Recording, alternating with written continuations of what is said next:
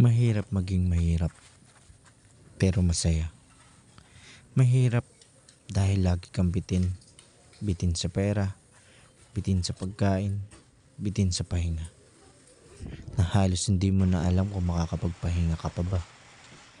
Dahil sa bawat daloy ng araw, kailangan mong magsumikap. Kailangan mong umangat. Hindi ka pwedeng tumigil. Dahil sa bawat pagtigil mo, ay maraming magbabago. Kailangan mong habulin ng araw kahit hindi mo na tumaabot. Kailangan mong habulin yung hangin kahit hindi ka na makahinga sa sobrang tulin. Kailangan mong makipagsapalaran na hindi mo na alam kung meron ka ba talagang kapalaran.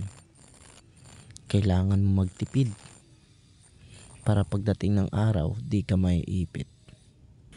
Ayan yung araw-araw na pinagdadaanan ng isang mahirap. Tatanggalan ka ng karapatan. Karapatan gumastos ng sobra. Karapatan magpahinga. Karapatan pumili ng gusto. Karapatan maging masaya. Nang halos ituon mo na lang yung buong buhay mo sa puro trabaho. Trabaho dito. Trabaho dun. Kulang na lang hatiin mo yung katawan. Magampanan lang lahat ng katungkulan. Araw-araw yung pinagdadaanan ng isang mahirap. Araw-araw kang pagod. Araw-araw kang amoy pawis. Kaya minsan mapapatanong ka na lang. Mapapatanong ka na lang sa iyong sarili. Hanggang kailan? Hanggang kailan ka magtitiis? Hanggang kailan ka mapapagod?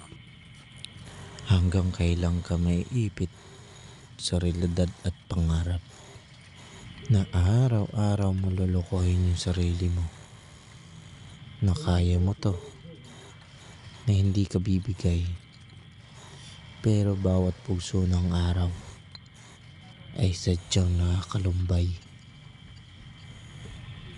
at napakadaya ng realidad dahil uunti-untiin ka niya.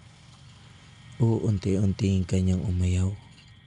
Uunti-unti ka niyang mapagod. Uunti-untiin ka niya hanggang sa bumitaw ka na at wala ka nang mahawakan pa. Pero bawat pagsubok na pinagdadaanan ng isang mahirap, ito yung masarap maging mahirap. Magkakaperon ka ng lakas galing sa pamilya. Doon siya lumalakas. Doon siya tumitibay. Lalo na pag nakita niya yung pamilya niya. Na para tong isang mahika na hindi mo iindahin yung sakit. Na hindi mo iindahin yung pagod. Hindi mo iindahin lahat ng sugat na inyong pinagdaanan. Na handa ka nang lumaban sa lahat ng anumang pagsubok. Handa na siya muling lumaban sa giyera. Para siyang isang kawal na wala siyang aatrasan.